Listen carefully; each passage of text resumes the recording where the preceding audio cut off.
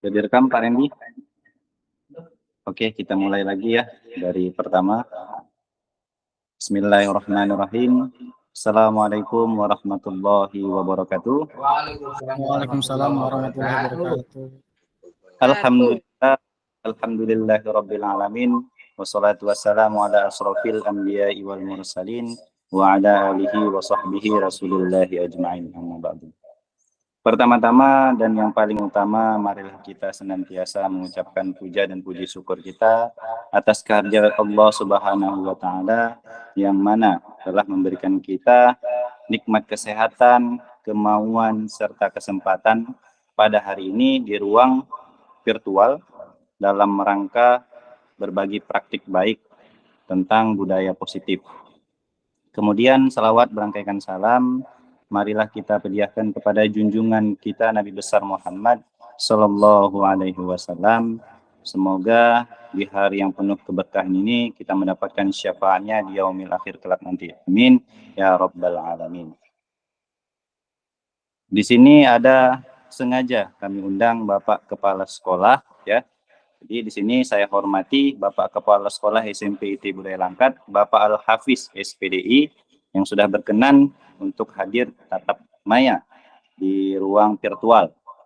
Kemudian yang saya hormati Bapak Ibu Guru yang sengaja kami undang ya untuk kami berdua saling berkolaborasi berbagi praktik ya tentang budaya positif. Jadi pada hari ini izinkan saya ya membacakan agenda pada hari ini. Yang pertama kali saya sebagai moderator yang akan membuka sesi pada hari ini. Kemudian nantinya akan disampaikan sesi pembukaan sebelum acara dimulai ya, yang disampaikan oleh Kepala Sekolah SMP IT Budaya Langkat, Bapak Al-Hafiz SPDI. Jadi waktu dan tatap layarnya saya persilahkan dengan segala hormat Pak. Silahkan Bapak Al-Hafiz.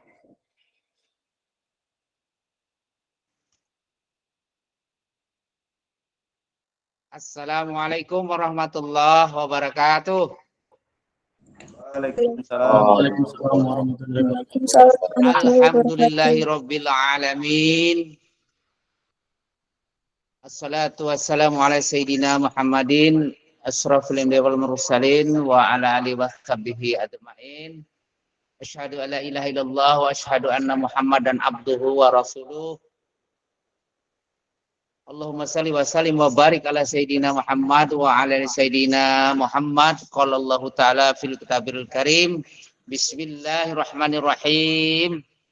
Wal asri innal insana lafi khus ilal ladina amanu wa amilus salihati wa tawassaw bil haqq wa tawassaw bis sabr. Wa qala an-nabiy sallallahu alaihi wasallam bismillahirrahmanirrahim. Innama bu'istu li utamima makarimal akhlaq. Rabbi israh li sadri wa yassir amri wa hlul 'uqdatam min lisani yafqahu qawli. Baik. Pertama-tama yang saya hormati yaitu saudara-saudara kita yaitu Bapak Guru ya, yaitu Bapak Randy Aprijal selaku CGP ya.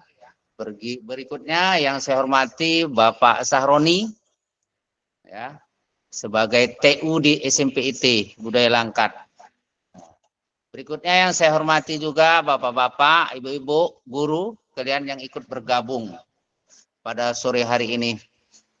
Baik, tidak lupa pula kita selalu bersyukur kepada Allah yang mana pada kesempatan siang ini masih begitu banyak curahan nikmat yang diberikan Allah kepada kita. Di antaranya adalah nikmat iman, Islam, serta kesehatan. Dan tak lupa pula kesempatan. Semoga dalam kesempatan ini yang diberikan Allah kita bisa bergabung nih sekali lagi di dalam rangka seminar praktik baik tentang budaya positif di sekolah SMP IT Budaya Langkat. Berikutnya salawat dan salam kita hadiahkan kepada junjungan Nabi besar Muhammad Sallallahu Alaihi Wasallam. Insya Allah kita diakui sebagai umatnya dan insya Allah pula kita akan mendapatkan syafaatnya kelak di yaumil akhir. Amin ya rabbal alamin. Baik. Sekali lagi selamat bergabung saya ucapkan pada Bapak Ibu yang pada sore hari ini yang telah terus mengikuti seminar praktik baik tentang budaya positif di sekolah SMP IT Budaya Langkat. Di sini saya selaku kepala sekolah SMP IT Budaya Langkat terlebih dahulu bertanya, macam mana keadaan bapak-bapak, ibu-ibu? Sehat nggak nih? Sehat Pak, Alhamdulillah. Sehat Pak. Alhamdulillah. Kalau gitu, Ya, karena Pak. sehat itu mahal. Ya. Baik. Tentunya di siang menjelang sore ini kan sudah pada makan ya. Jadi fokus ini. Jadi kalau saya lihat di sini judulnya praktik baik tentang budaya positif di sekolah. Udah pasti nih ya, kalau sudah saya lihat di sini budaya ditambah lagi positif sudah pasti. Karena juga Nabi bersabda dalam hadisnya, Bismillahirrahmanirrahim, innama bu istuli utamima makarimal akhlak. Sesungguhnya Rasul itu diutus ke permukaan bumi tiada lain adalah untuk menyempurnakan budi pekerti yang baik. Jadi salah satunya ini adalah berbudaya positif di sekolah SMP IT Budaya Langkat. Semoga anak-anak kita, murid-murid kita ini selalu punya budaya yang baik. Kemudian salah satunya lagi tidak lupa juga berakhlak yang baik.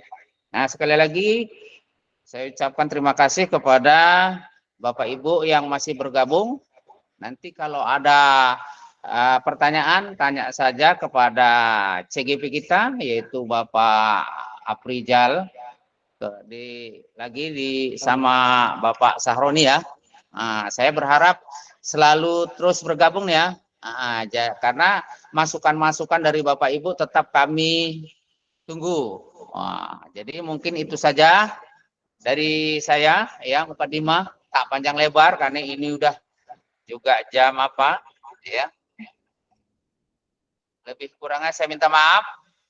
Saya akhiri saja dengan ilalika wa billahi taufiq wal hidayah. Assalamualaikum warahmatullahi wabarakatuh. Waalaikumsalam warahmatullahi wabarakatuh. Assalamualaikum warahmatullahi wabarakatuh.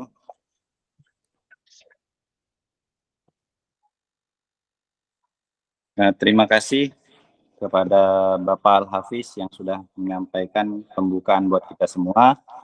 Semoga baik ini nanti kita dapat mengimplementasikan hal baik sekolah kita masing-masing. Amin ya Rabbal Alamin.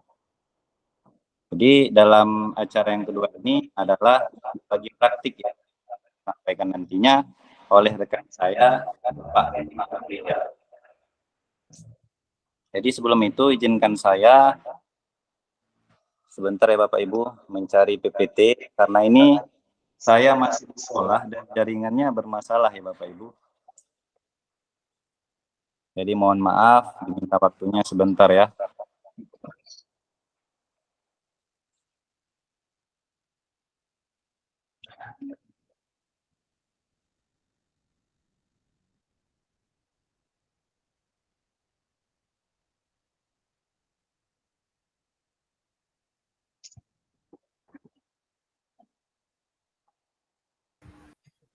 Oke, Bapak Ibu, sembari menunggu Pak Sahroni, saya lanjutkan ya Bapak Ibu ya.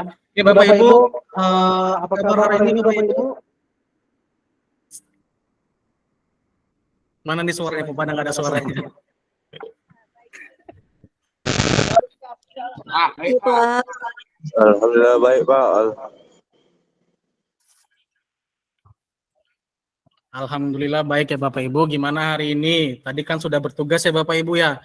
Tadi dari pagi sampai siang sudah lelah mungkin capek mengajar.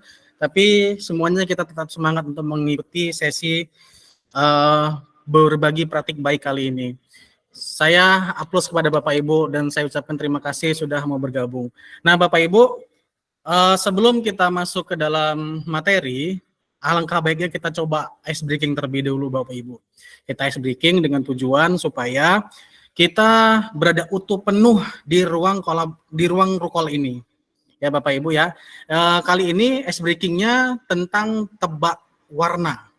Jadi saya mohon kepada Bapak Ibu, nanti pada saat ice breaking bolehlah diaktifkan kameranya, kita sama-sama mengikuti ice breaking ini dengan seksama. Izin Bapak Ibu untuk share screen.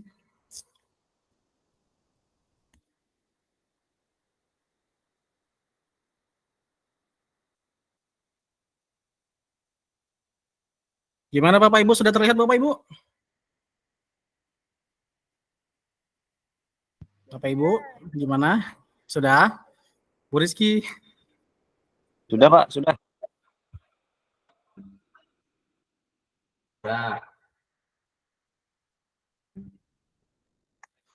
Gimana Bu Rizky, Bu Lala, Mas, apakah masih ada di sini? Masih, Pak. sudah. Oh, sudah ya. Oke, kita coba ice breaking Bapak Ibu ya. Ini tebak gambar Bapak Ibu.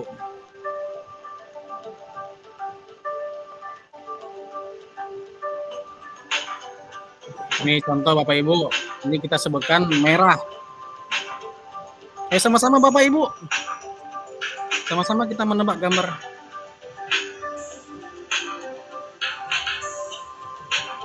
Merah. Iya Merah. Bapak Ibu. Hijau. Hijau. Putih. Putih. Biru. Biru. Kuning. Kuning. Pink. Pink. Kuning. Kuning. Hijau. Hijau. Oh, level sedang. Bapak mute, Pak. Putih. Biru. Biru. Biru. Hijau. Pink. Kuning. Kuning. Hijau. Hijau. Merah. Merah. Merah. Biru. Biru. Pink. Pink. Wah, Sulit. betul ya. Oh, siap. Oh, siap, siap. Merah. Merah. Kuning. Kuning. Biru. Hijau. Hijau. Pink. Pink. Pink. Putih. Putih. Merah. Kuning. Kuning. Biru. Biru. Hijau. Hijau. Kuning. Hijau. Oh ya hijau. Pink. Merah. Merah. Oke, selesai. Terima kasih Bapak Ibu, tepuk tangan untuk kita semua. Mantap Pak, mantap.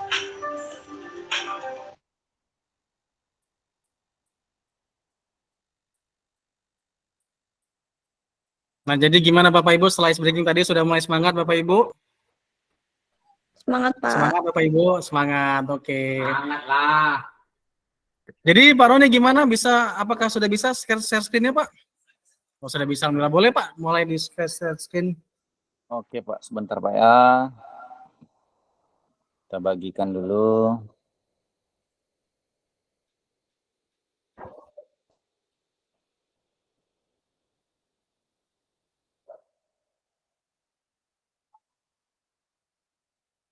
Sudah terlihat jelas Pak, belum? Sudah. Sudah, Pak.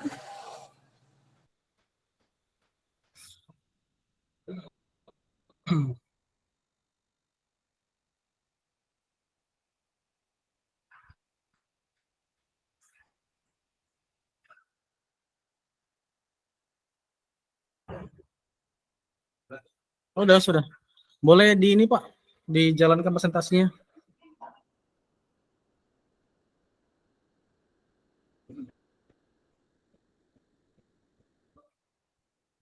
Bisa Pak Roni?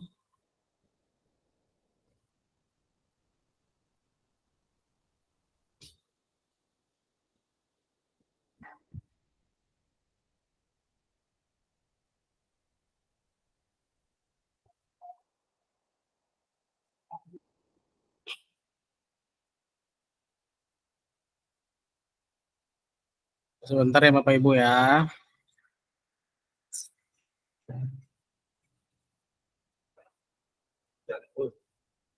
Sudah full Pak? Oh di sini masih belum ya? Ya udah nggak apa-apa. Jadi Bapak Ibu, di sini saya dengan Pak Roni khususnya ingin membagikan aksi nyata yaitu diseminasi budaya positif di lingkungan sekolah. Saya dengan Pak Roni, berasal dari SMP IT Budaya Langkat.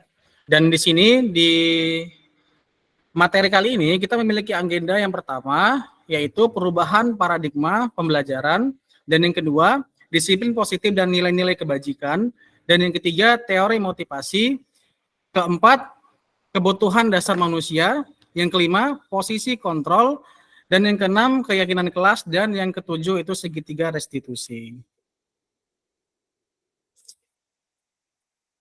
Nah, jadi Bapak Ibu, sebelum kita masuk ke dalam materi, di sini saya memiliki pertanyaan pemantik, Bapak Ibu. Jadi di pertanyaan ini ada satu pernyataan, yaitu hukuman dapat mendisiplinkan anak. Apakah Bapak Ibu setuju? Boleh? Bapak Ibu aktifkan mikrofonnya.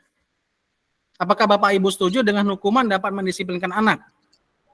Tidak, Pak. Tidak setuju, Bu Rizky.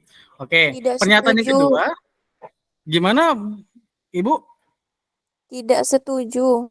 Oh, tidak setuju Ibu ya. Oke. Untuk pernyataan nomor 2, pemberian hukuman dengan hal positif seperti membaca ataupun membersihkan halaman sekolah dapat meningkatkan disiplin anak. Apakah Bapak Ibu setuju dengan pernyataan itu? Setuju. Setuju ya Ibu ya. Oke. Dan pernyataan nomor 3, memberi penghargaan dapat meningkatkan motivasi belajar anak. Apakah Bapak Ibu setuju? Setuju. Setuju. Wah, setuju ya.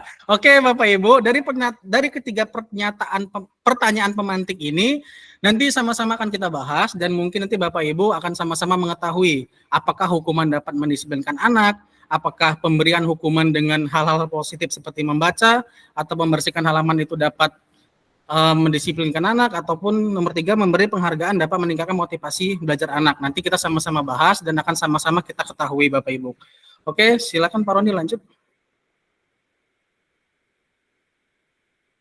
Nah, Bapak Ibu, berbicara tentang budaya positif di sekolah, di sini ada perubahan paradigma ataupun perubahan paradigma teori stimulus respons dan kontrol. Nah, di sini di perubahan paradigma kali ini saya ibaratkan sebagai kepalan tangan Bapak Ibu.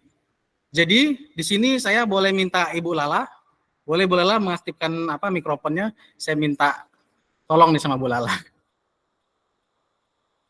Atau Ibu Rizky, Bu Rizky ada? Ada, Pak, tapi lagi nggak pakai filter. Udah nggak apa-apa Bu, nggak apa-apa. Kalau misalnya nggak bisa on kamera juga nggak apa-apa. Yang penting audionya aja Bu, mikrofonnya diaktifkan Bu. Oke, baik, Pak. Kayak gini Bu, saya minta tolong sama Ibu ya. Saya minta kepada Ibu, tapi diilustrasikan aja Bu, nggak usah dilakukan tapi diilustrasikan aja, dibayangkan. Saya minta Ibu untuk mengambil secari kertas dan Ibu menuliskan nama yang Ibu sayangi. Ibu ambil secari kertas dan Ibu tuliskan nama orang yang Ibu sayangi.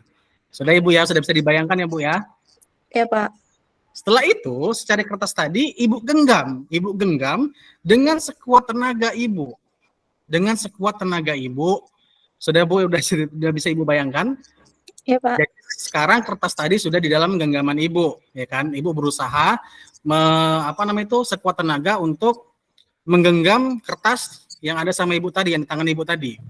Setelah itu, Bu, coba saya minta sama Ibu buka genggaman itu. Apakah Ibu dengan mudah untuk membuka genggaman itu kalau saya minta, Bu? Kira-kira gimana, Bu? Agak sulit, Pak, perlahan-lahan. Berarti kan Ibu agak sedikit berat ini untuk membuka genggaman itu kalau saya minta kepada Ibu untuk membuka.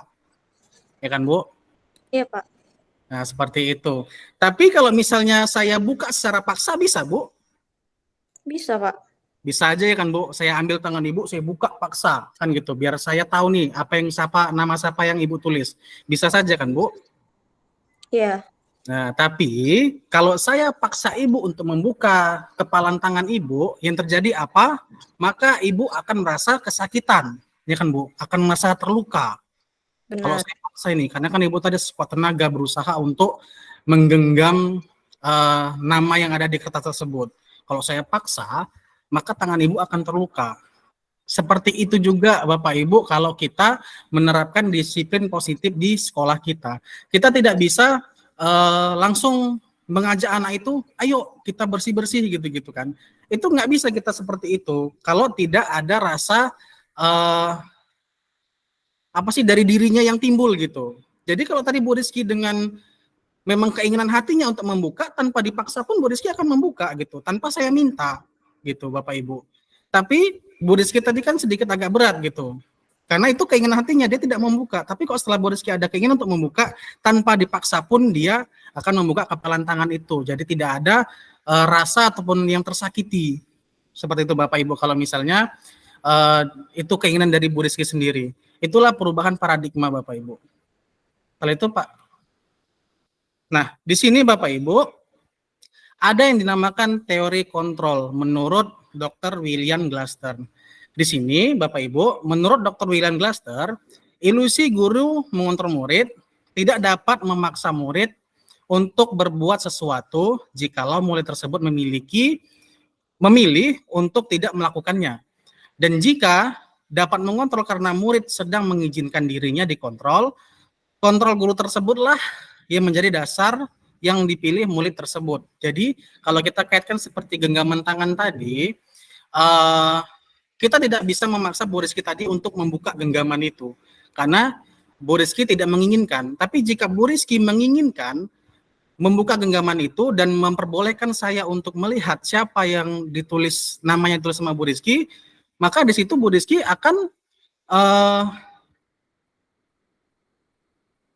menjadikan saya sebagai kebutuhan gitu kan. Kebutuhan mungkin setelah nanti dibukanya Bu Rizky dengan keinginan dia, saya lihat namanya, setelah itu Bu Rizky mungkin ya membutuhkan saya untuk tempat bercerita, udah gitu tempat curhatnya dia, saya suka loh Pak sama ini kan gitu.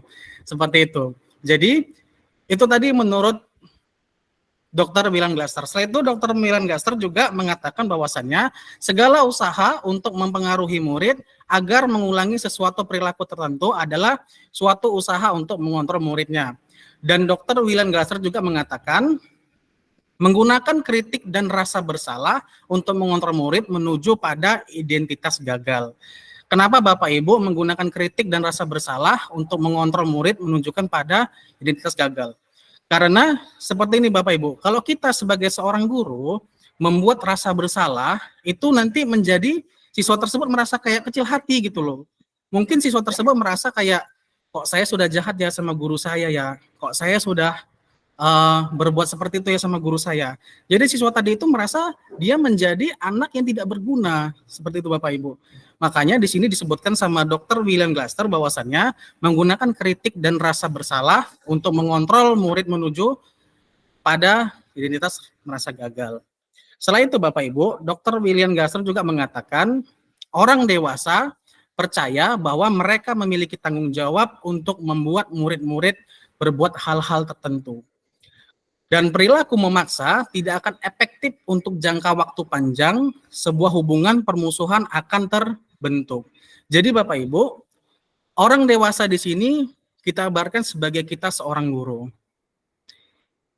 Kita sebagai seorang guru mungkin memiliki rasa tanggung jawab untuk membuat anak-anak berbuat apa yang kita inginkan.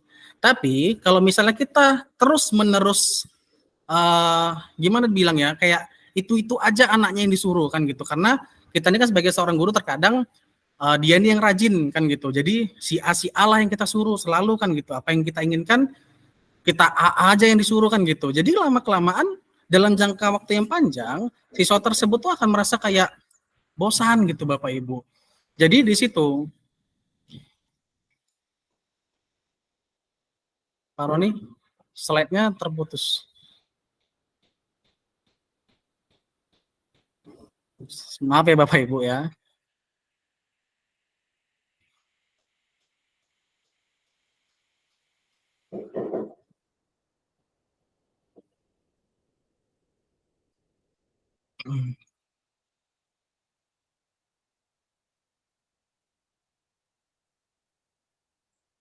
Gimana Pak Roni? Menghubungkan ulang, Pak. Oh, jadi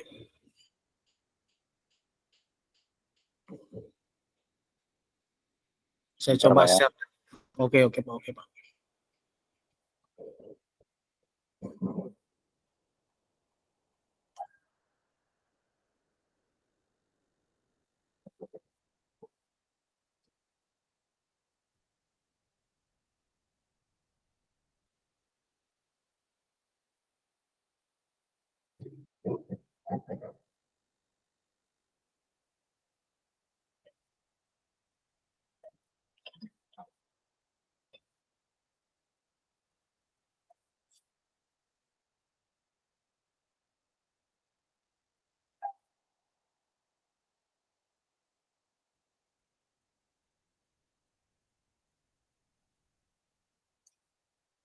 Oke, terima kasih Pak Roni. Boleh dilanjut Pak slide-nya Pak?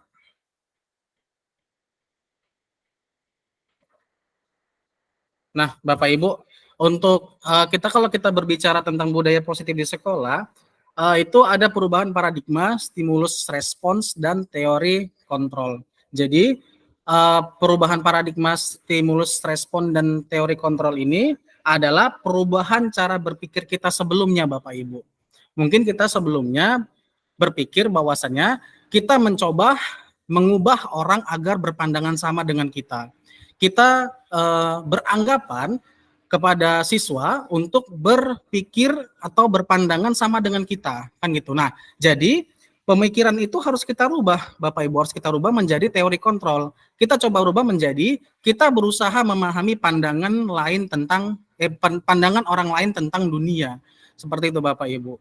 Jadi pemikiran-pemikiran kita yang sebelumnya itu harus kita rubah. Kita harus kita rubah terhadap siswa menjadi teori kontrol. Contohnya lagi ada perilaku buruk dilihat sebagai suatu kesalahan. Jadi mungkin kita melihat siswa itu ada melakukan sesuatu hal yang menurut kita salah, Bapak Ibu. Tapi terkadang menurut siswa tadi itu benar gitu. Yang mereka lakukan itu terkadang memiliki tujuan gitu. Makanya kita harus merubah cara berpikir kita menjadi teori kontrol. Perilaku buruk yang dilihat sebagai suatu kesalahan murid itu mungkin bagi murid tadi itu perilakunya memiliki tujuan seperti itu Bapak Ibu. Lanjut Pak Roni.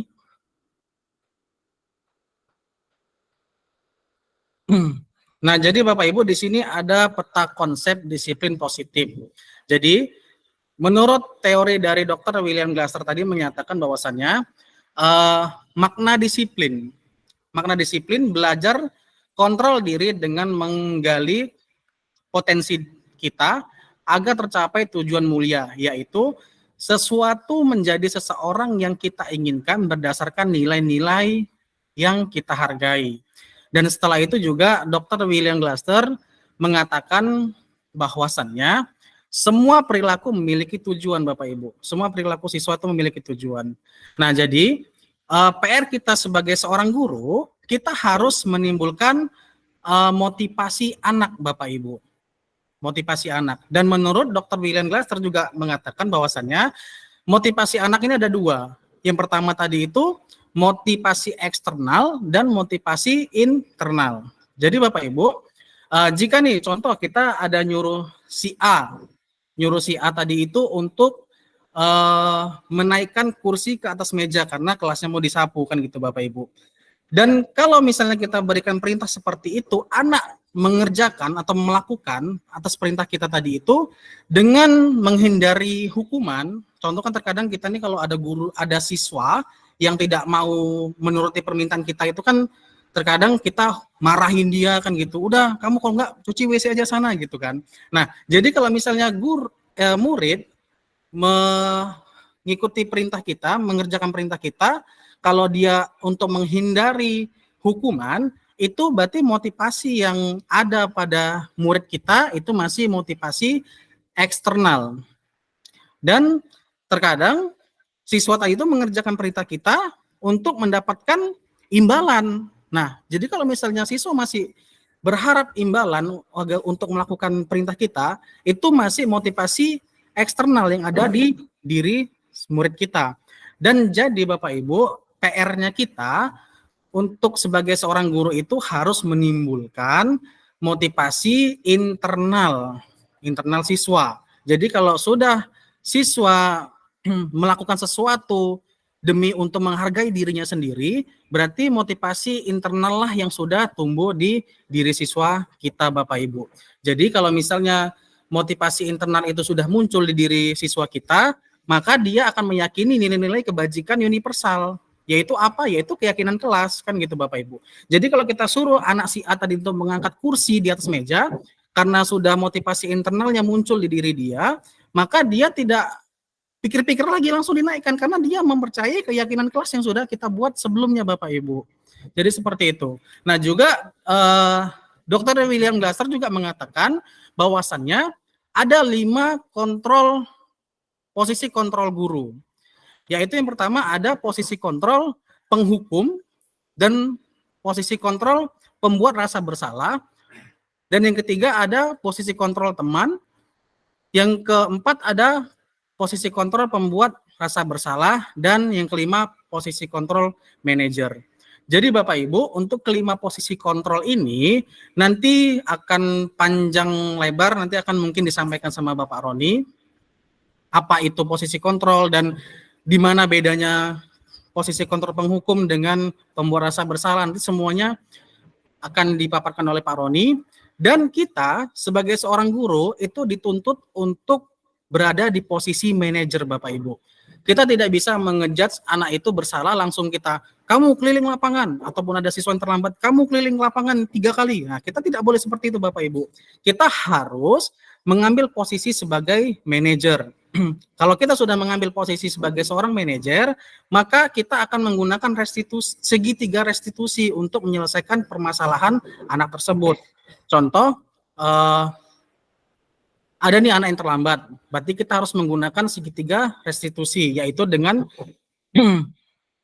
menstabilkan identitas, validasi kebutuhan, dan menanyakan keyakinan. Kita stabilkan dulu identitasnya, kita panggil anak tersebut yang terlambat tadi ke kantor, kita tanyakan kepada anak itu, kita seperti dibuat nyaman dulu gitu, buat nyaman dulu, menstabilkan identitasnya dulu, setelah itu kita validasi, kita tanya anak tersebut, kenapa kamu terlambat nak?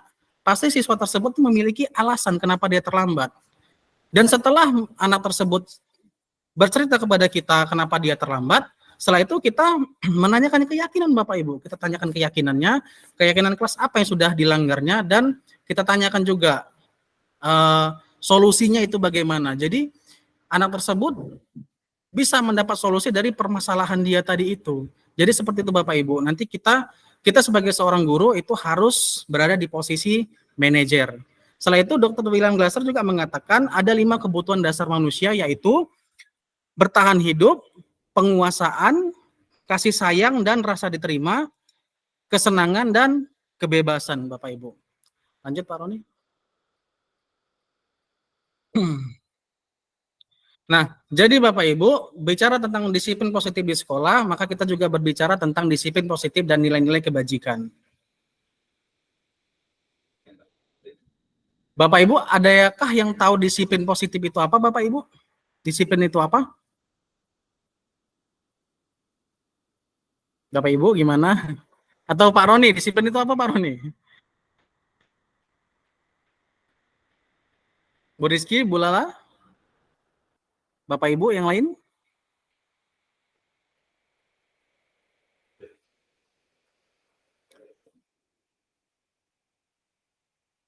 Nah, disiplin dari membuat orang disiplin diri membuat orang menggali potensinya menuju sebuah tujuan serta apa yang dia hargai. Itulah disiplin Bapak Ibu.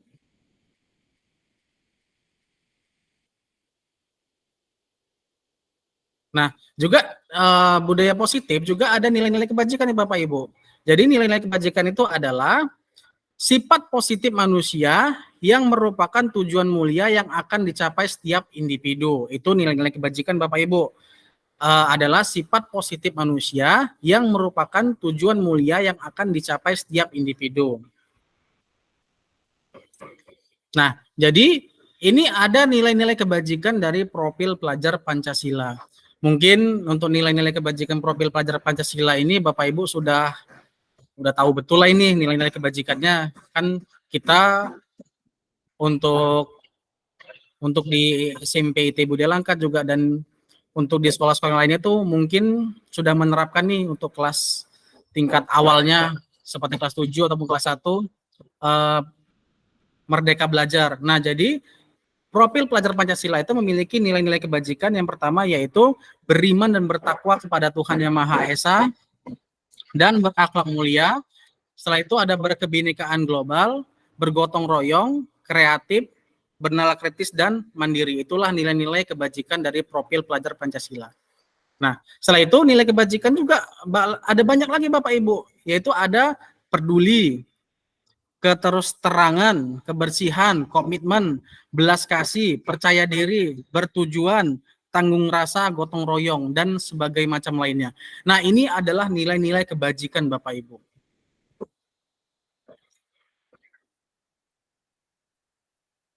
Setelah itu, ada yang namanya teori motivasi hukuman dan konsekuensi.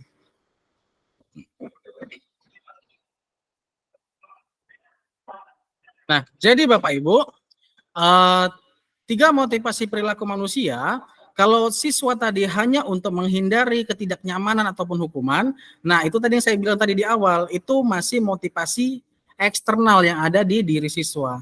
Dan jika siswa melakukan sesuatu hanya untuk mendapatkan imbalan atau penghargaan dari orang lain, nah itu masih motivasi eksternal juga yang ada di diri siswa. Dan kalau sudah siswa melakukan sesuatu, kita perintahkan sesuatu dan dia melakukannya hanya untuk menghargai dirinya sendiri, nah itu motivasi internal yang sudah ada di diri siswa. Nah, motivasi itulah yang menjadi PR kita Bapak Ibu.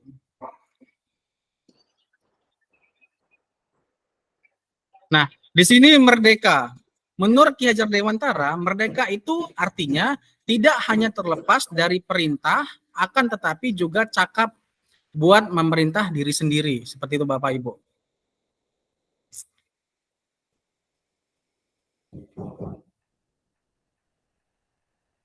Nah, jadi Bapak Ibu, kita mungkin selama ini sering memberikan penghargaan kepada siswa. Apalagi kalau kita lihat nih anak ini pintar di sekolah, akademisnya, udah gitu pintar dalam materi belajar kita kan gitu kan. Mungkin kita sering memberikan penghargaan. Saya dulu pun sering juga memberikan penghargaan kepada siswa saya, tapi ternyata memberikan penghargaan itu sama seperti dengan memberikan hukuman. Dalam arti meminta atau membujuk seseorang melakukan sesuatu untuk memenuhi suatu tujuan tertentu dari orang yang meminta atau membujuk, dorongannya eksternal dan akan ada faktor ketergantungan. Beberapa dampak dari pemberian penghargaan itu ada memberikan penghargaan dapat mempengaruhi jangka pendek dan jangka panjang. Dan memberikan penghargaan juga sama seperti memberikan hukuman. Penghargaan dapat mengurangi ketepatan dan penghargaan tidak efektif, penghargaan merusak hubungan. Lanjut Pak Roni. Dan penghargaan menurunkan kualitas, dan penghargaan mematikan kreativitas, penghargaan mengurangi motivasi intrinsik. Jadi kenapa di sini dibilang memberikan penghargaan sama seperti memberikan hukuman? Dia itu gimana Bapak Ibu ya? Kita tidak boleh memberikan penghargaan kepada siswa. Bukan tidak boleh sih, kalau bisa dikurangi Bapak Ibu memberikan penghargaan kepada siswa. Karena memberikan penghargaan kepada siswa itu dapat menurunkan kualitas anak. Contohnya nih Bapak Ibu, kita selalu memuji si B. Si B ini pintar, beda dengan teman-temannya. Mungkin dari penghargaan kita itu, dia merasa bangga hati gitu Bapak Ibu. Dia merasa bangga hati, apalagi kalau kita sering memberikan hadiah kepada siswa itu. Dia mungkin merasa bangga hati. Oh, aku udah menjadi anak yang pintar gitu kan. Jadi mungkin dia selalu mengabaikan kalau ada tugas-tugas dari kita atau apa, dia mungkin kayak menganggap remeh kan, seperti itu Bapak Ibu. Jadi itulah dapat menurunkan kualitas dan mematikan kreativitasnya dia. Ke atas dulu Pak Roni, tolong ke atas Pak.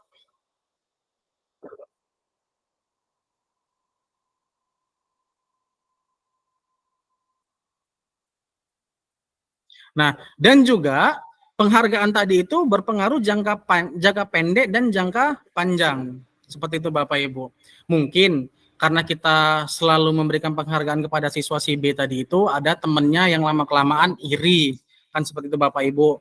Dia juga sudah ingin maksimal, tapi kita nggak melihat dia kan gitu. Mungkin dia merasa iri dia, dalam jangka panjang itu dia akan merasa iri gitu. Ah, si dia aja lah. Aku udah berbuat kayak gini pun nggak pernah dikasih penghargaan kan, seperti itu Bapak Ibu. Jadi itulah dapat menimbulkan pengaruh jangka panjang dan jangka pendek. Terus Pak Roni?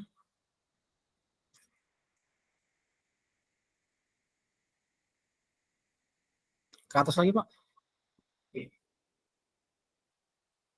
ke atas.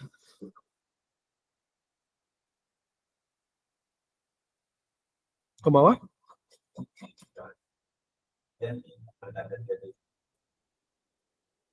Nah, jadi Bapak Ibu, tadi kan kita tidak boleh memberikan penghargaan kepada siswa. Jadi kalau kita tidak boleh memberikan penghargaan kepada siswa dengan cara apa? Mereka kita ganti dengan apresiasi Bapak Ibu. Kita ganti menjadi apresiasi. Tapi kalau kita memberikan apresiasi kepada siswa, kita harus mengingat beberapa hal, yaitu beri pengakuan secara khusus, beri pengakuan secara pribadi, dan beri pengakuan kepada semua murid, dan beri pengakuan secara konsisten. Jadi kalau misalnya kita memberikan apresiasi kepada siswa, itu kita panggil dulu Bapak Ibu siswanya, kita panggil dulu mungkin kantor lah atau gimana kan gitu kan, nyamannya lah di mana. Setelah itu berikan pengakuan secara pribadi Bapak Ibu, jangan di depan teman-temannya. Dan jika misalnya kita terpaksa harus memberikan apresiasi di depan teman-temannya, maka semua siswa bergantian kita berikan apresiasi juga gitu. Mungkin kalau saya dan mungkin Pak Roni dan guru-guru yang lainnya yang ada di sini, itu kalau misalnya lagi apel, saya selalu bilang, ayo mari Bapak Ibu kita, mari anak-anak semuanya mari kita tepuk tangan untuk kita semua. Nah, seperti itu Bapak Ibu. Jadi kita tidak boleh memberikan apresiasi tadi itu di depan teman-temannya, kita harus lakukan dengan pribadi, ataupun kalau misalnya kita harus di depan orang banyak, ataupun di depan siswa yang lain, itu harus semua murid diberikan apresiasi dengan cara bergantian. Lanjut, Pak.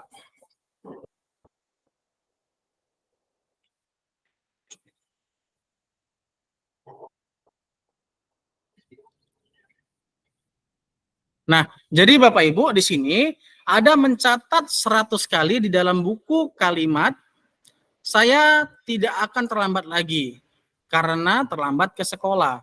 Nah, jadi itu bisa ini Pak, bisa diteruskan lagi Pak? Bisa diteruskan lagi? Iya. Bisa Pak, tolong Pak, diteruskan Pak. Nah, jadi di sini Bapak Ibu mencatat 100 kali di dalam buku kalimat, saya tidak akan terlambat lagi karena terlambat ke sekolah. Nah, itu adalah bentuk hukuman Bapak Ibu. Dan jika lari mengelilingi lapangan basket 2 kali karena terlambat 10 menit di pelajaran PJOK, itu adalah bentuk konsekuensi. Jadi kenapa mengelilingi lapangan bola basket karena terlambat 10 menit itu bentuk konsekuensi? Karena dia konteksnya masih dalam pelajaran PJOK. Mungkin guru PJOK tadi sudah membuat keyakinan kelas dengan teman-temannya bahwasannya kalau 10 menit kalian terlambat, maka kalian akan keliling lapangan. Jadi kan itu sudah disepakati semua siswa. Makanya mengelilingi lapangan karena terlambat 10 menit di pelajaran PJOK itu adalah bentuk konsekuensi. Dan mengganti kertas tugas teman yang telah dicoret-coret itu bentuk konsekuensi. Dan membersihkan tumpahan air di meja tulis karena tersenggol pada saat belajar itu bentuk konsekuensi Bapak Ibu. Lari mengelilingi lapangan basket 2 kali karena terlambat hadir ke sekolah itu adalah bentuk hukuman. Nah, yang jadi seperti yang saya bilang tadi, kita sebagai seorang guru itu harus mengambil posisi manajer. Jadi kita tidak boleh nyuruh anak itu terlambat, kita nggak boleh langsung suruh, ayo kelilingi lapangan bola basket. Nah, nggak boleh. Itu kita harus menggunakan segitiga restitusi untuk menghadapi masalah itu. Jadi kenapa tadi yang mengelilingi lapangan bola basket 2 kali karena terlambat 10 menit di pelajaran PJOK itu bentuk konsekuensi karena dia konteksnya masih dalam pelajaran PJOK. Jadi itu masih batas yang wajar, itu ada konsekuensi karena sudah ada kesepakatan sebelumnya antara guru dengan siswa. Tapi kalau mengelilingi lapangan bola basket karena terlambat hadir ke sekolah itu adalah bentuk hukuman Bapak Ibu. Nah, jadi ini Bapak Ibu perbedaan hukuman dengan konsekuensi. Kalau dia hukuman itu sesuatu yang menyakitkan harus terjadi dan membuat anak sakit untuk jangka yang lama. Kalau kita suruh anak itu keliling lapangan 3 kali kan mungkin ada yang nggak terbiasa olahraga tuh, mungkin nanti dia akan napasnya tidak beraturan terus pingsan kan gitu, ataupun kakinya cedera kan gitu, dan akan membenci anak tersebut akan membenci kedisiplinan dan konsep diri yang buruk, dan dia akan merasa marah, rasa bersalah, dipermalukan, merasa tidak dihargai.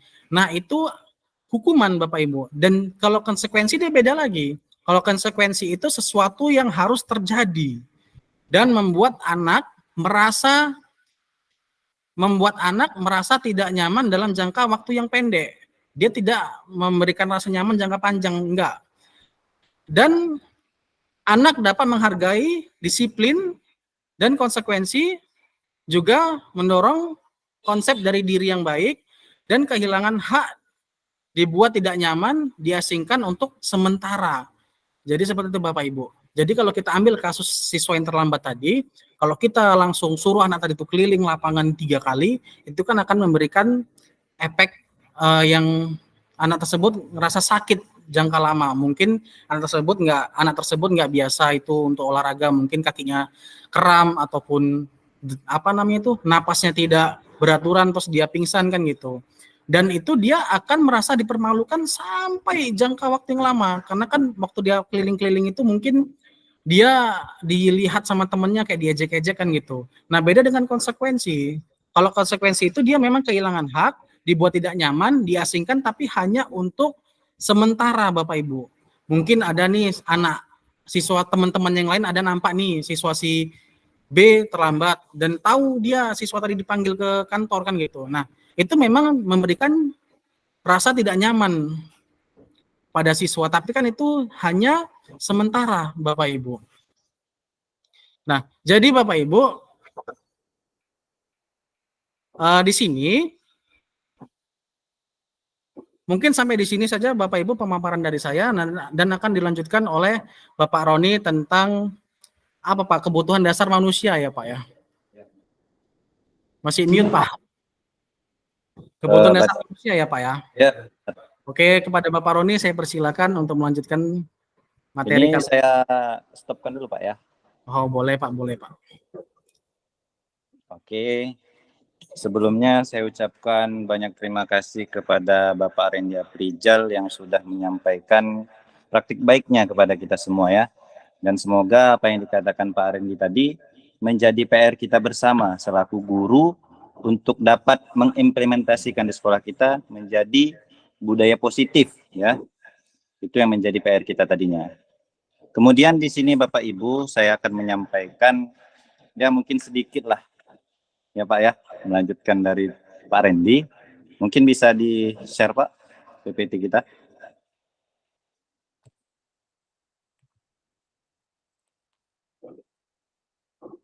Untuk Bapak Ibu semuanya masih berhadir kan Bapak Ibu? Makasih, Kak.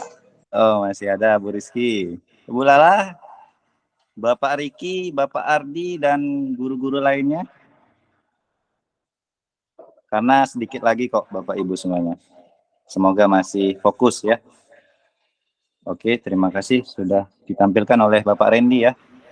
Mungkin yang lainnya ini menyimak Pak. Oh, menyimak ya. Oke. Ya, tidak mungkin apa-apa. sambil istirahat kan, sambil menyimak Ya. mendengarkan ya Bapak. Alhamdulillah seperti itu Pak ya. Mana Pak PPT kita Pak?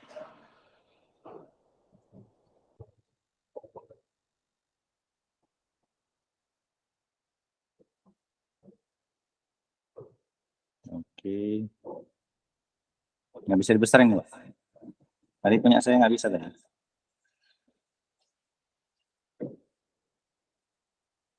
Nggak bisa ya? Nggak bisa dibesar ya Pak, udah kayak gini Pak. Di sini udah besar sih Pak. Kan sama berarti.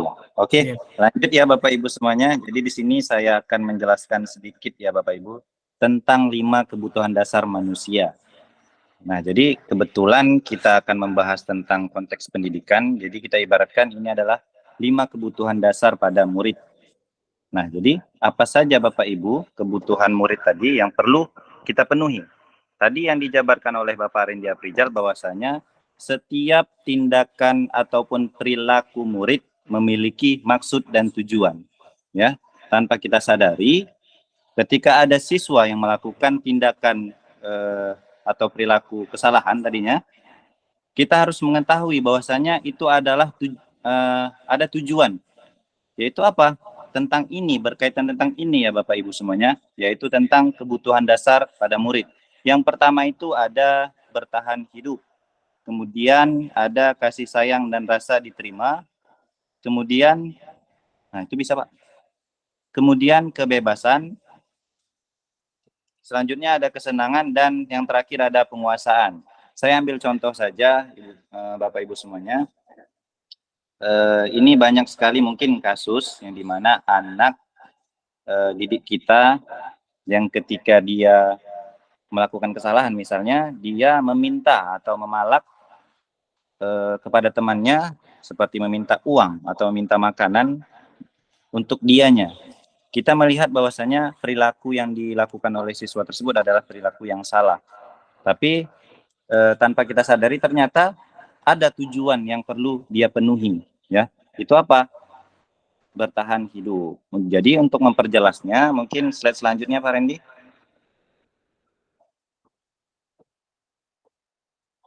Nah, jadi ini penjelasan secara rincinya, secara jelas ya, menurut Dr. William Glasser.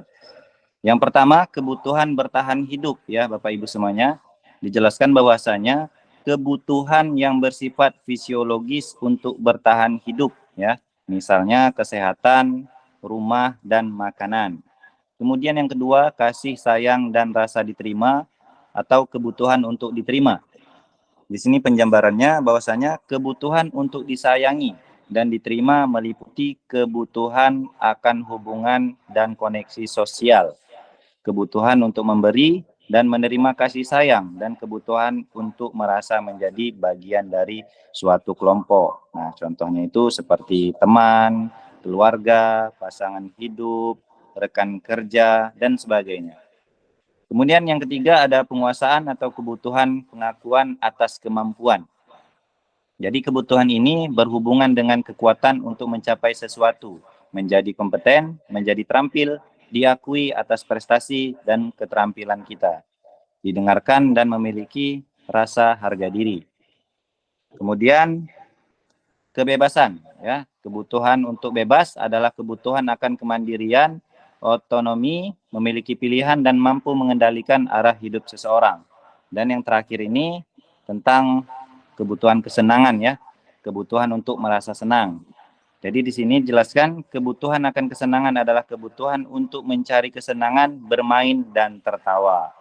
Nah, jadi mungkin Bapak Ibu sering menghadapi saat di ruang kelas, saat kita memberikan suatu pembelajaran, banyak siswa yang di belakang ketawa ketiwi ya, seperti itu ya Bapak Ibu ya.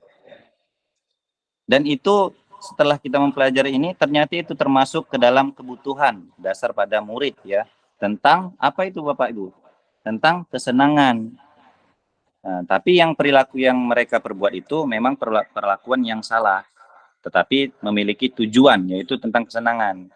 Jadi perlunya yang namanya pendekatan segitiga restitusi dalam menghadapi perilaku siswa yang seperti itu ya Bapak Ibu. Nanti kita akan secara rinci detail ya membahas tentang apa itu pendekatan segitiga restitusi. Oke, lanjut Pak Randy. Nah, di sini ada 5 posisi kontrol guru ya. Tadi sudah dijelaskan oleh Bapak Randy bahwasanya kita selaku guru harus memposisikan diri kita sebagai manajer ya, yang dimana melibatkan siswanya secara langsung menemukan solusi atas tindakan yang dilakukan dia ya. Jadi mungkin ya masih banyak sebelum kami mempelajari modul ini, kami masih menerapkan dari kelima ini, yang terutama pada posisi penghukum ya Bapak Ibu. Itu tidak lepas dari lingkungan sekolah. Ketika melihat siswa yang bandal, kita langsung menghukum mereka dengan bentuk fisik, atau push up, sit up, atau hormat bendera, dan lain sebagainya. Itu masih mungkin diterapkan. Jadi menjadi PR kita ini Bapak Ibu semuanya, bahwasanya untuk memposisikan guru, kita harus memposisikan sebagai manajer ya Bapak Ibu. Kemudian Pak, lanjut.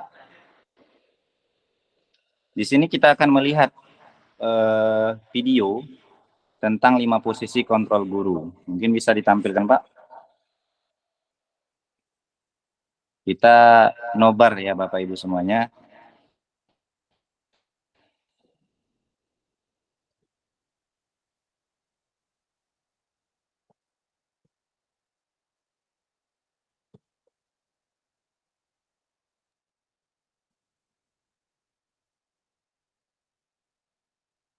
Oke, lanjut Pak.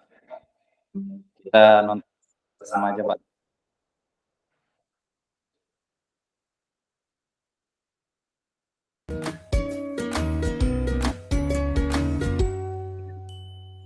Salam bahagia Ibu dan Bapak guru hebat. Dalam penerapan disiplin positif restitusi, salah satu program yang dikembangkan adalah 5 posisi kontrol. 5 posisi kontrol dalam restitusi adalah proses perjalanan seorang pendidik agar dapat mengenali dirinya.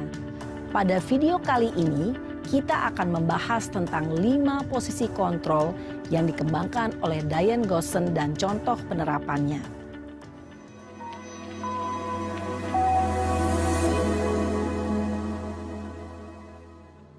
5 posisi kontrol itu adalah 1. Posisi penghukum. 2. Posisi pembuat merasa bersalah. 3. Posisi teman. 4. Posisi pemantau atau monitor. Dan 5. Posisi manajer. Untuk lebih memahami kelima posisi tersebut, mari kita saksikan kasus Naren yang terlambat hadir 20 menit di sekolah dan melihat bagaimana kelima posisi kontrol dalam menghadapi masalah tersebut.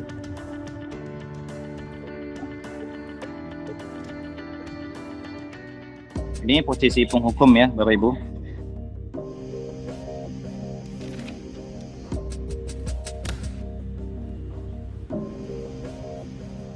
Naren! Sini kamu! Selamat pagi, Bu. Selalu terlambat. Kamu deh, pasti terlambat. Maaf, Bu. Saya... Apa? Apa coba? Alasan kamu apa lagi?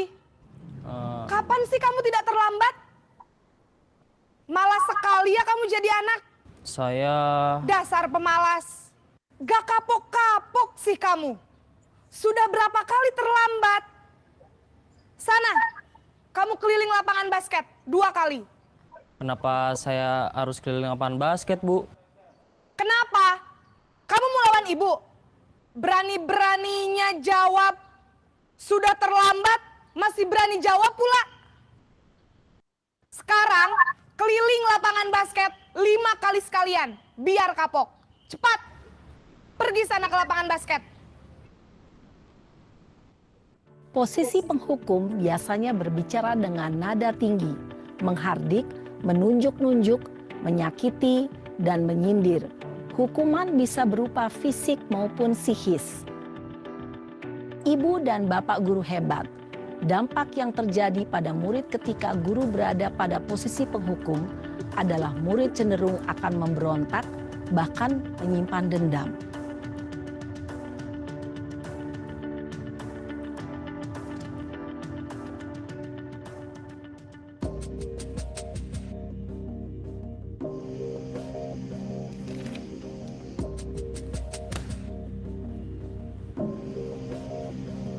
Naren!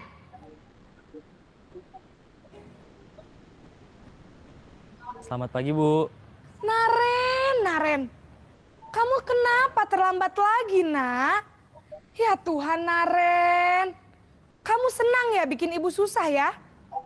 Kalau kamu terlambat lagi, nanti ibu yang ditegur bapak kepala sekolah, nak. Disangka ibu tidak bisa membina kamu. Duh, gimana ini? Maaf, Bu. Duh, Gusti Naren.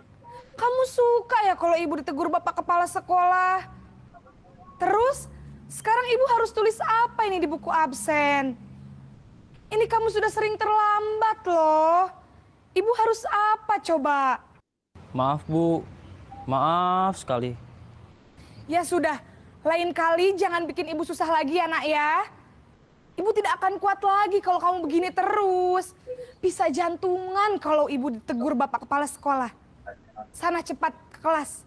Maaf ya, Bu. Maaf sekali. Posisi pembuat rasa bersalah berbicara dengan nada tenang, cenderung lembut. Namun kata-kata yang diutarakan membuat murid merasa menjadi orang yang gagal. Memandang buruk dirinya sendiri, merasa tidak berharga, dan tidak sanggup membahagiakan orang lain. Ketika guru mengambil posisi pembuat rasa bersalah, murid akan menganggap dirinya yang bersalah dan ia akan menyimpan emosi negatif tersebut di dalam dirinya.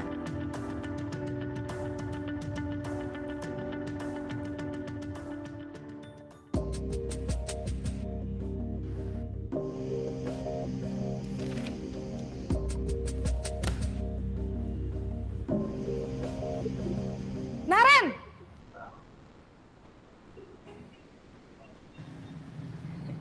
Selamat pagi, Bu. Wah, sudah jam berapa ini, Nak? Terlambat lagi ya, sayang. Iya, Bu. Habis ibu saya lupa bangunkan saya, Bu. Kamu malah menyalahkan ibu kamu. Kamu bukannya anak yang larinya paling kenceng. Kok terlambat sih? Iya, Bu. Saya memang terlambat bangun tadi. Jadi, biarpun saya lari kencang, tetap gak kekejar, Bu. Ya sudah sana. Nanti lain kali larinya lebih kenceng lagi ya. Biar gak terlambat lagi. Bikin seneng ibu. Demi ibu. Bisa kan? Bisa lah, Bu. Ya sudah sana masuk kelas. Ibu beresin urusan absen kamu. Kamu ini ada-ada saja. Dalam posisi teman, guru berbicara dengan nada suara ramah, akrab, cenderung bersenda gurau untuk menjaga suasana tetap santai. Murid akan merasa senang, aman, dan akrab dengan guru.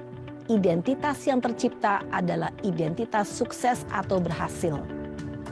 Namun, perlu diingat, karena ini masih dorongan eksternal, maka ada faktor ketergantungan dari murid kepada orang tertentu.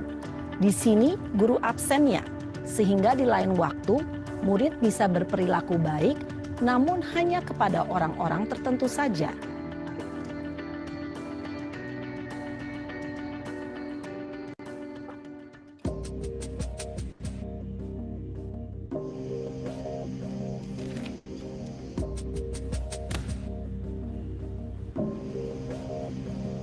Naren!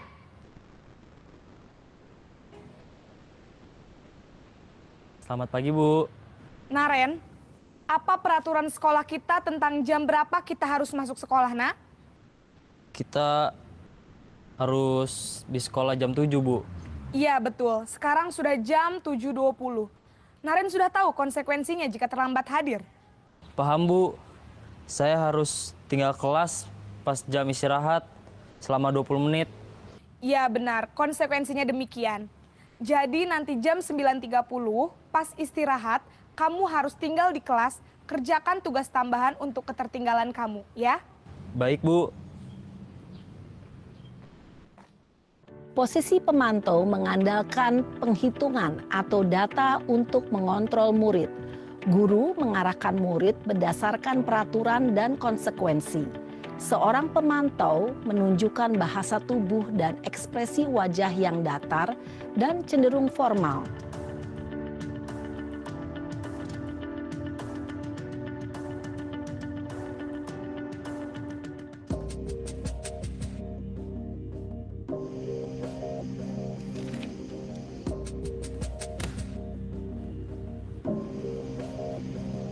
Naren!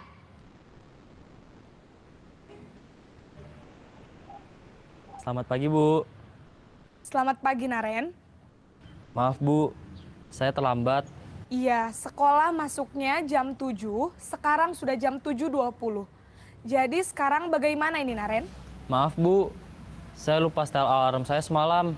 Baiklah, menurut kamu, keyakinan sekolah yang mana yang perlu kamu tingkatkan? Menghargai diri sendiri dan orang lain mungkin ya, Bu. Setuju. Jadi, apakah Naren meyakini prinsip saling menghormati tersebut? Iya Bu, saya meyakininya. Apakah Naren bersedia memperbaiki masalah keterlambatan ini? Bersedia Bu. Bagaimana kamu akan perbaiki masalah keterlambatan ini?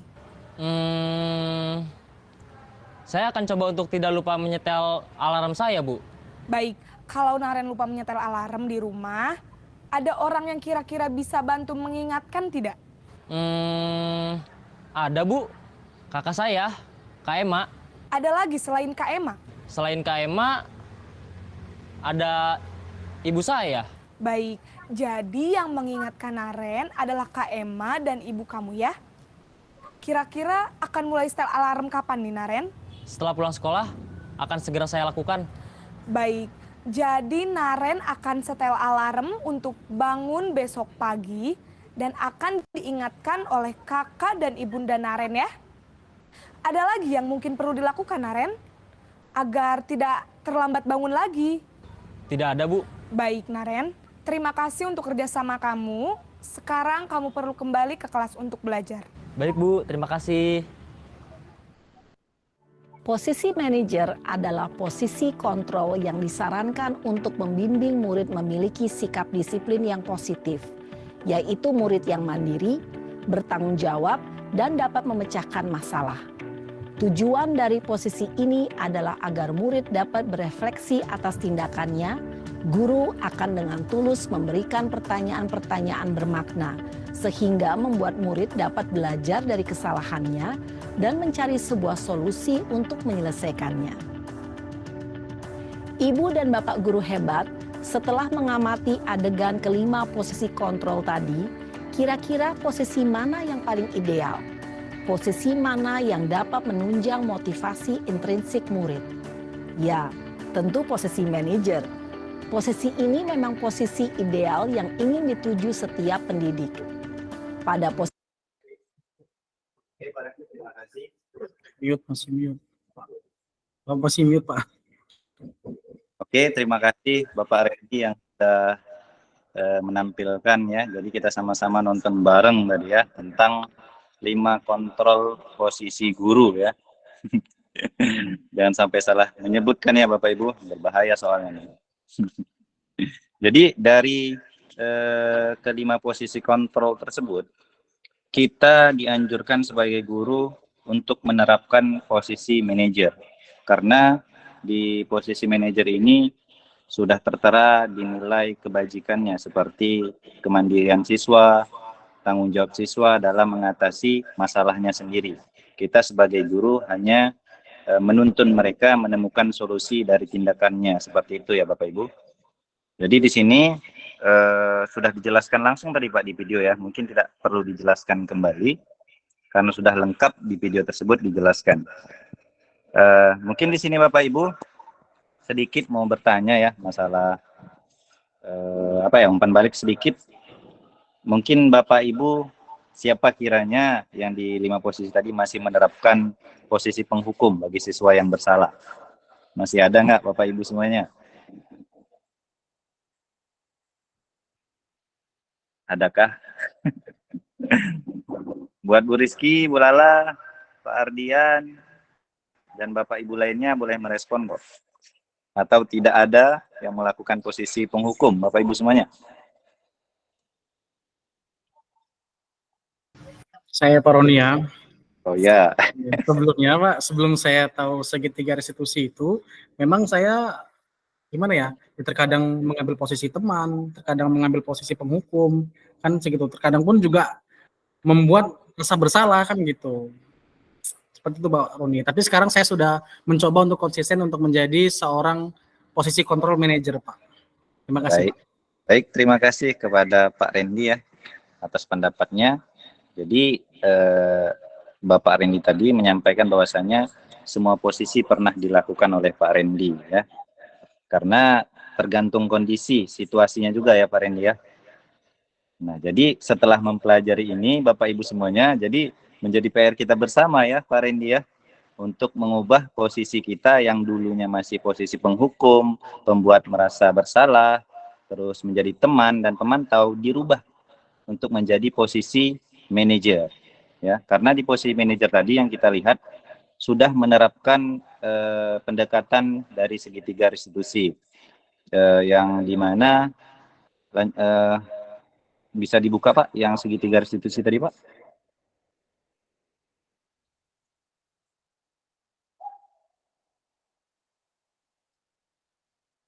Nah, di sini yang pertama adalah menstabilkan identitas, kemudian yang kedua validasi tindakan yang salah, dan tiga menanyakan keyakinan.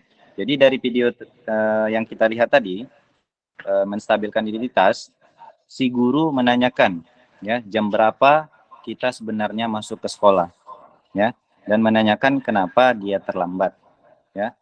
Kemudian setelah kita tenangkan dia, menanyakan dia validasi tindakan. Kenapa dia terlambat tadi secara mendalam? Mungkin ada tindakan dia itu memiliki tujuan tertentu. Misalnya sewaktu kita menanyakan siswa yang terlambat misalnya. Kenapa terlambat? Mungkin alasan mereka membantu orang tua, atau mayoritas di sini secara aksi nyata ya Bapak Ibu semuanya sambil berbagi. Di sini siswa yang terlambat terkadang malamnya mereka itu menjaga tambak Bapak Ibu. Jadi untuk bangun pagi mereka kesulitan. Karena itu salah satunya. Jadi kita tanyakan yang ketiga, menanyakan keyakinan. Karena sebelumnya kita di kelas harus menerapkan yang namanya keyakinan kelas nantinya. Jadi baru bisa diterapkan yang namanya segitiga restitusi. Setelah kita tanyakan keyakinan apa yang dilanggarnya, mungkin tentang tepat waktu, ya, memanage waktu. Jadi dari keyakinan tersebut, langsung kita tanyakan bagaimana solusi yang diberikan untuk mengatasi permasalahan tersebut. Kita hanya memberikan pertanyaan-pertanyaan dan menimbulkan solusi buat mereka. Jadi yang menghadapi permasalahan itu, yang mencari solusinya adalah siswanya ya Bapak Ibu. Itulah yang dimaksud dengan segitiga restitusi. Lanjut Pak. Yang soal pertanyaan tadi Pak.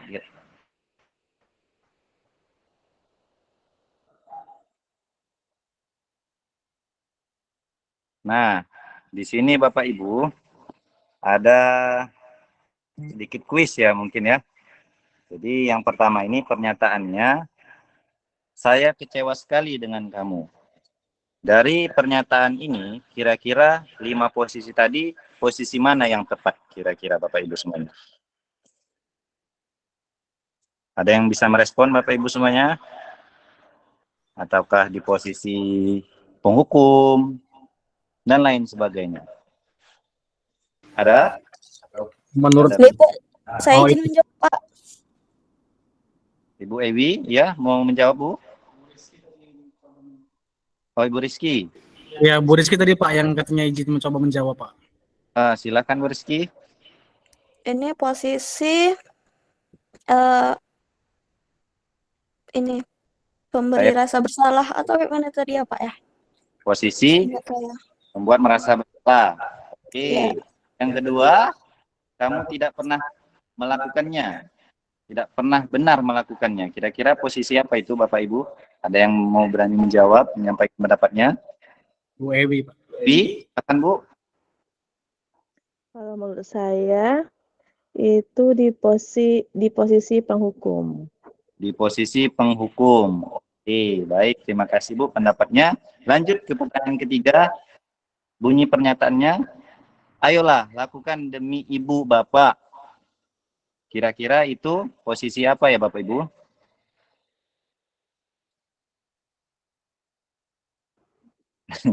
Teman, Pak. Atau Pak Rendi berani jawab Pak? Jadi Ibu tadi itu bilang posisi teman tadi Pak, Bu Ewi tadi. Oh, Bapak. Ya, posisi teman tadi katanya. Mantap. Oke, untuk yang terakhir di sini, kamu selalu yang paling terakhir. Kira-kira di posisi apa itu Bapak Ibu semuanya? Penghukum itu Pak menurut saya Pak. Oke, jadi untuk mengetahui jawabannya, kira-kira apa yang paling benar ya? Mungkin bisa diliperlihatkan Pak. Langsung slide-nya Pak. Oke, ternyata tadi Bu Rizky menjawab nomor 1 tadi benar ya Bu. Kita apresiasi buat kita semua ya. Kemudian yang kedua tadi siapa? Bu Ewi tadi, Bu Ewi juga jawab benar tadi. Apa Randy? Bu Ewi tadi menjawab benar Pak. Benar. Nah, berarti udah paham semua berarti ya Pak ya.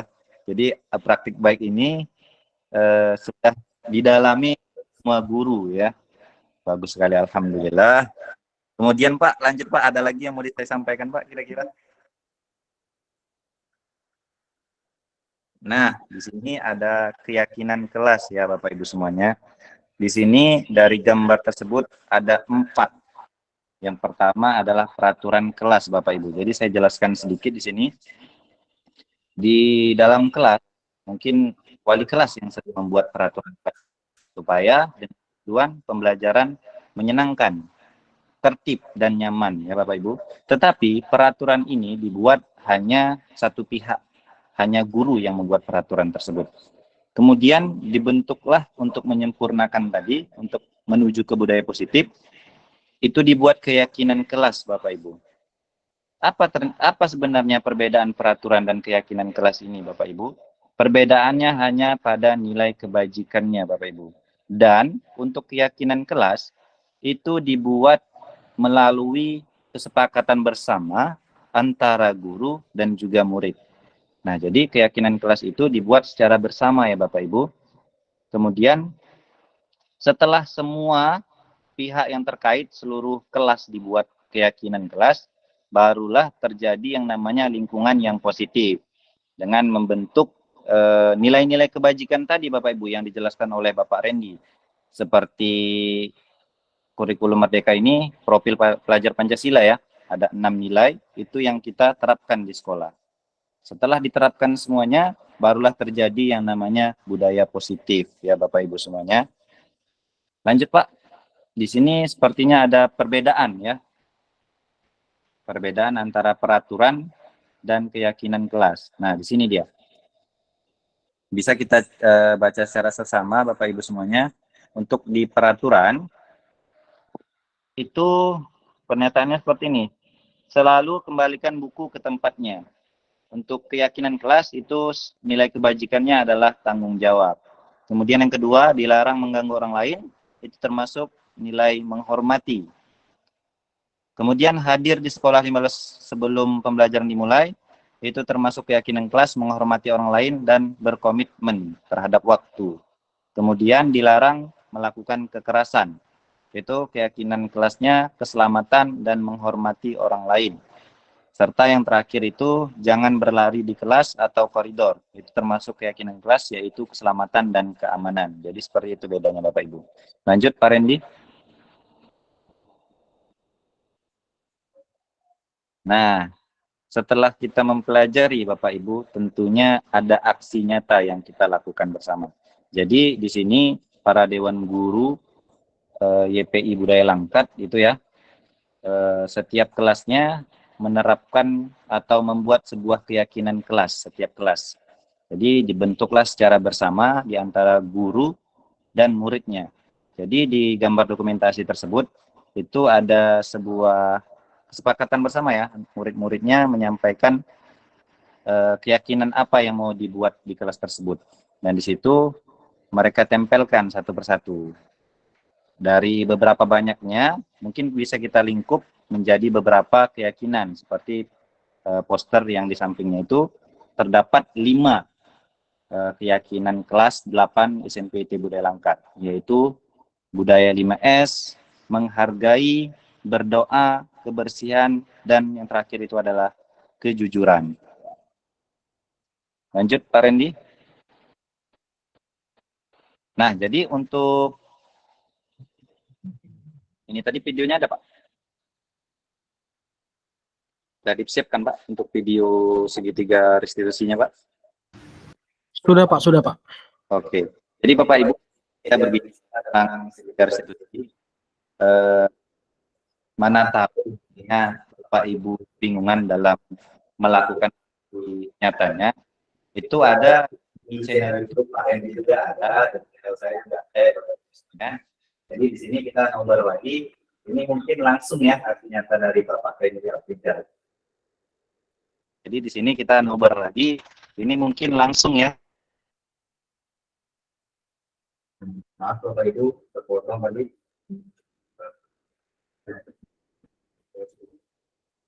Ini langsung saya.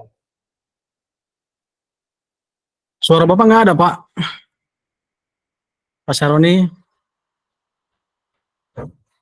Oke, baik Bapak Ibu ya, saya sambung dari Pak Roni tadi. Mungkin Pak Roni lagi terganggu masalah jaringan, audio dia nggak bisa masuk. Jadi di sini Bapak Ibu berbicara tentang, Pak Roni sudah bergabung kembali. Oke, saya kembalikan kepada Bapak Ibu semuanya, Pak Randy juga, jaringan saya memang salah ini Pak, mengganggu kita bersama ya. Jadi langsung saja Pak, kita lihat ini aksi nyata dari Bapak Randy ya. Silakan Pak, putar Pak. Silakan Pak.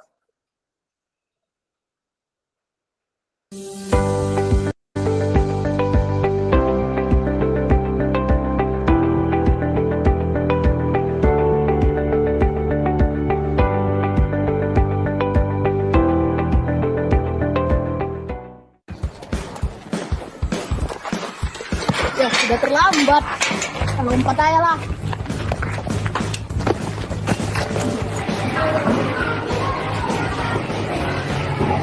Sarul, kemari. Sarul, kenapa kamu terlambat, Bang? Maaf Pak, saya terlambat karena bangun siangan Pak. Oh, tadi bangunnya kesiangan ya? Iya Pak. Oh yaudah, kalau begitu yuk kita masuk kantor dulu. Sarul, kenapa kamu terlambat? Karena bangun siangan Pak. Tadi bangunnya kesiangan. Iya Pak. Menurut Sarul, kalau kita terlambat ke sekolah itu hal yang baik atau enggak? Tidak baik Pak. Tidak baik. Iya Pak. Oh, Sarul menyadari itu ya? Iya. Oh ya sudah. Kita sebagai manusia wajar melakukan kesalahan, ya Sarul. Tapi kamu jangan sering seperti itu karena kan tidak baik seorang siswa, ya kan, datangnya terlambat dan kamu lakukan terus-menerus seperti ini, ya Sarul. Iya Pak. Ya udah, nggak apa-apa, Bapak maklumin. Jadi tadi Sarul kenapa bisa bangunnya kesiangan? Nah, tidur terlalu malam Pak. Tidur terlalu malam. Iya. Jam berapa tadi malam Sarul tidur? Jam 11. Jam 11 malam. Iya. Jam 11 malam Sarul tidur tadi, apakah karena kasihkan main game ataupun lagi jalan-jalan sama temennya, nongkrong sama temennya, atau lagi nonton video atau lagi belajar? Kenapa bisa sampai kemalaman? Karena main game Pak. Karena main game. Oh, tadi malam main game apa Sarul? Mobile Legends Pak. Main Mobile Legends. Ya. Oh, jadi Sarul tadi malam tidurnya kemalaman karena terlalu larut bermain game sehingga Sarul bangun tadi pagi terlambat. Ya Sarul. Menurut Sarul, Bapak tanya lagi ya. Menurut Sarul, keyakinan kelas apa yang sudah kamu langgar? Disiplin tepat waktu Pak. Disiplin dan tepat waktu. Iya Pak. Sarul menyadari itu? Nah, dari Pak. Menyadari itu ya. Ya. Jadi hal apa yang Sarul akan lakukan setelah ini? Menyetel alarm Pak. Nyetel alarm. Tidur tepat Pak. Oh, jadi setelah ini Sarul akan menyetel alarm supaya tidak bangun kesiangan dan tidur cepat. Iya. Oh, seperti itu Sarul ya. Iya. Jadi Bapak tanya lagi, siapa yang bisa mengingatkan Sarul untuk menyetel alarm di rumah? Mama Pak. Mama. Setelah Mama ada siapa lagi?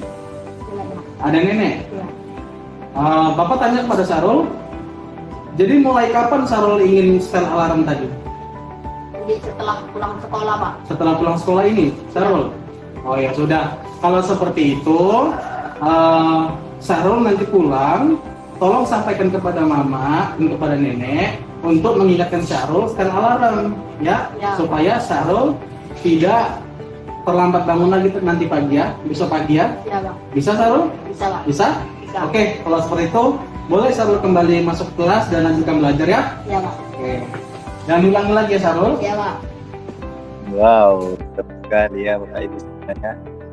Ini kasus 2 kita lihat Pak. Boleh lanjut.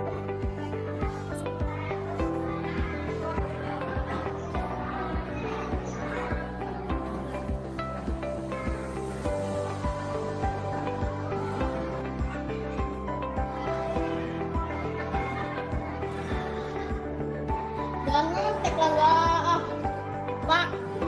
Galang Pak mencontek. Galang tahu kan kenapa Bapak panggil kemari? Tahu. Tadi pada saat Bapak mengawas ujian, Bapak ada melihat Galang mencontek atau melihat hasil dari ujian temannya. Benar? Siapa tadi yang kamu lihat hasilnya? Si Sarul, teman sebangku Galang.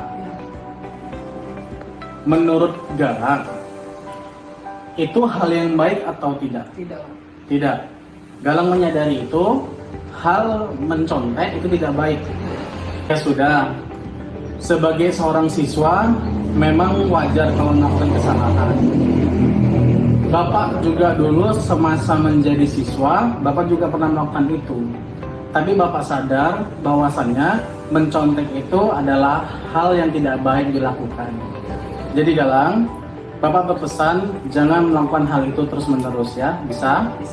Bisa. Oke, kalau seperti itu, Bapak coba ingin bertanya kepada Galang. Kenapa Galang melakukan hal itu? Karena tidak belajar. Oh, karena Galang tidak belajar. Memang tadi yang Galang lihat dari soal-soal ujian tadi, susah soalnya. Susah. Oh, susah. Jadi Galang tadi malam tidak belajar. Makanya ujian hari ini Galang merasa susah untuk membaca soal-soalnya. Oke, Bapak bertanya, kenapa Galang tidak belajar tadi malam? Sibuk main game tadi malam. Oh, sehingga Galang tidak belajar. Oh, seperti itu. Memang game apa tadi malam dimainkan? Mobile Legend. Oh, seperti itu ya Galang ya. Tapi Galang menyadari nggak bahwasannya hal itu membuat Galang sulit untuk mengerjakan soal tadi pagi ujian? Menyadari, ya kan? Karena Galang tidak belajar, makanya Galang merasa sulit soal-soal itu, ya kan? Kalau seperti itu Galang, Bapak mau menanyakan kepada Galang, keyakinan apa yang sudah Galang langgar? Jujur dan tanggung jawab. Jujur dan tanggung jawab. Galang tahu bahwasannya mencontek itu adalah perbuatan tidak jujur, ya Galang. Kalau seperti itu, Bapak mau nanya sama Galang lagi, hal apa yang harus Galang lakukan? Belajar. Setelah itu, ada lagi? Ada lagi apa? Meminta maaf kepada Syahrul. Oke, berarti solusi yang Galang tawarkan kepada Bapak itu yang pertama tadi ada belajar, dan yang kedua tadi meminta maaf kepada Syahrul. Oke, kalau seperti itu, kapan Galang lakukan? Setelah ini nanti. Setelah ini nanti Galang meminta maaf kepada Syahrul. Terus kalau untuk belajar gimana? Kapan mau dilakukan? Hah? Setelah habis ini. Untuk besok masih ada ujiannya? Masih ada. Jadi nanti malam masih mau belajar? Atau mau bermain game lagi? Belajar. Oke. Kalau misalnya nanti malam Galang ingin belajar, coba Bapak tanya dulu. Di rumah kira-kira siapa yang bisa mengingatkan Galang untuk belajar nanti malam? Mama. Selain dari Mama ada lagi? Ada nenek. Ada nenek. Selain nenek ada lagi? Tidak ada. Ya sudah. Berarti Galang setelah nanti pulang sekolah, Galang bilang sama Mama dan Galang juga bilang sama nenek bahwasannya ingatkan nanti malam untuk belajar. Karena besok mau ujian. Besok ujian apa, Galang? Bahasa Indonesia. Bahasa Indonesia. Ya sudah seperti itu. Ya sudah. Galang kembali ke kelas. Setelah itu meminta maaf kepada Syahrul dan nanti pulang ke rumah minta tolong kepada Mama sama nenek tadi ya. Untuk mengingatkan supaya Galang belajar nanti malam dan kurangi main gamenya ya, Galang. Bisa? Oke. Kalau seperti itu boleh kembali ke kelas Galang.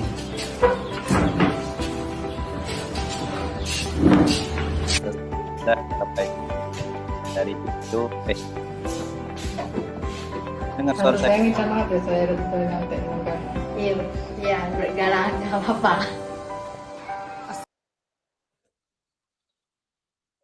Oke, terima kasih aksi nyata yang diberikan oleh Pak Randy. Secara bersama kita tonton ya Bapak Ibu semuanya. Kita kasih aplaus buat semuanya, terkhususnya buat Pak Randy ya. Oh, mantap sekali ya. Oke, jadi Bapak Ibu, dari video tersebut ya, mungkin kita bisa menerapkan apa sih dampak baik setelah kita menerapkan segitiga restitusi itu di pihak anak itu akan merasa senang dan nyaman, serta dia menemukan solusinya atas apa yang dia lakukan. Berbeda dengan halnya kalau kita memperlakukan anak itu dalam posisi penghukum. Efeknya akan berdampak, anak itu akan benci terhadap kita. Apalagi setelah dianalisis bersama, kami seluruh guru dengan kepala sekolah selalu menganalisis siswa, kenapa siswa tersebut tidak menyukai guru. Ya, salah satunya guru yang selalu dalam posisi penghukum ya. Karena efeknya kepada dianya, dia tidak akan mau belajar pada guru tersebut dalam posisi penghukum. Dia akan di dalam kepalanya ini akan membenci guru itu tersebut.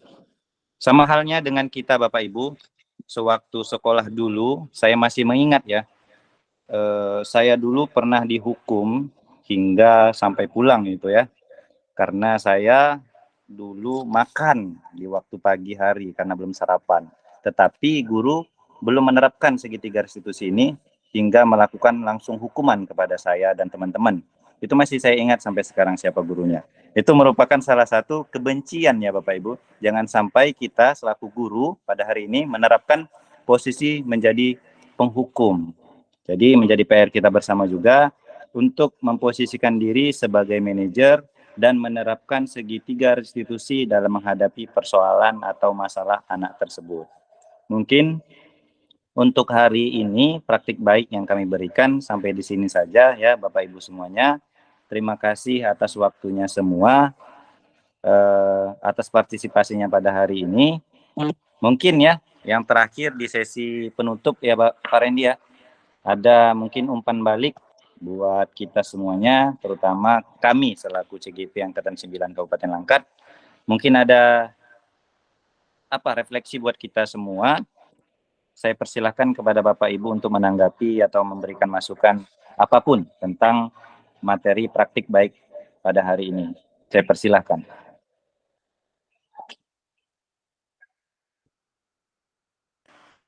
Ada mungkin penyampaian terakhir dari Pak Rendi, mungkin ada Pak? Mungkin untuk izin Pak Roni ya, mungkin untuk refleksi ini kita coba dari kolom chat aja. Oh, boleh. Ya, coba Bapak Ibu menuliskan hal baru apa yang Bapak Ibu ketahui tentang materi budaya positif ini. Boleh Bapak Ibu tuliskan di kolom chat. Untuk Ibu, siapa? Bu Rizky masih ada di sini bersama kita, Bu Rizky? Masih Pak. Ibu Lalo? Oh, masih ya, oke. Boleh Bu Rizky dan Bapak Ibu yang lainnya untuk menuliskan di kolom chat hal baru apa yang Bapak Ibu mungkin dapat secara langsung ingin menyampaikan. Boleh Bu Rizky. Baik, terima kasih untuk kesempatannya. Terima kasih juga untuk ilmu yang telah dibagi pada hari ini tentang materi budaya positif. Saya rasa ini sangat bermanfaat ya bagi kita semua selaku seorang guru, menambah pengetahuan lagi tentang apa dan bagaimana yang harus kita lakukan dalam menghadapi tingkah laku ataupun apa yang harus kita lakukan ketika menghadapi masalah yang berkaitan dengan siswa gitu sih. Jadi kegiatan pada hari ini sangat memberikan insight baru gitu kepada saya sebagai seorang guru. Jadi hal-hal yang telah disampaikan saya rasa bisa nanti diimplementasikan saat mengajar di kelas gitu. Terima kasih untuk Pak Rendi dan Pak Syahroni telah membuat ruang diskusi ini. Jadi kita bisa saling berbagi informasi dan pengetahuan gitu. Terima kasih Pak Roni, Pak Rendi. Saya rasa itu saja. Assalamualaikum warahmatullahi wabarakatuh. Waalaikumsalam warahmatullahi wabarakatuh. Luar biasa ya Bapak Ibu semuanya tanggapan dari Ibu Rizky. Jadi tadi dari kesimpulannya itu sebagai PR kita bersama ya Bu ya, untuk mengimplementasikan terkhususnya menjadi agen perubahan di dunia pendidikan. Insya Allah secara bertahap kita akan bisa mengimplementasikannya. Kemudian ada tadi ya dari kolom chat Pak ya. Iya tadi ada itu dari Ibu Ewi, itu dari Ibu Ewi Alhari, katanya pemahaman baru mengenai budaya positif sangat bermanfaat bagi kita sebagai seorang guru.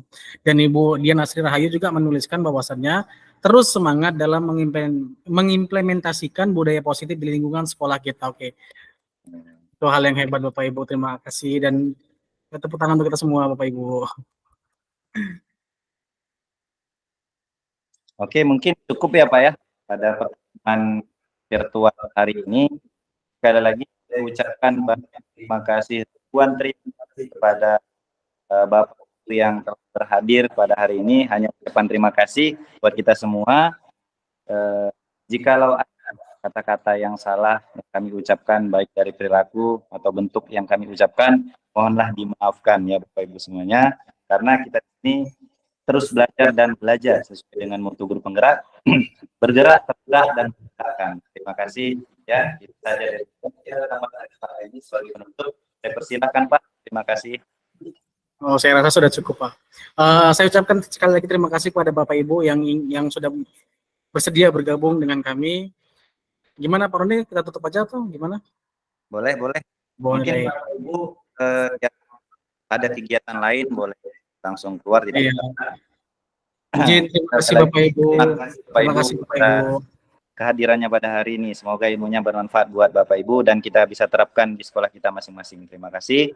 Saya tutup aja secara langsung. Assalamualaikum warahmatullahi wabarakatuh. Oke Bapak Ibu boleh kalau mau keluar. Terima kasih Bapak Ibu ya. Sampai jumpa kembali. Terima kasih Pak Randy juga ilmunya Pak. Sama-sama Pak Roni. Izin saya. Alhamdulillah. Makanya pun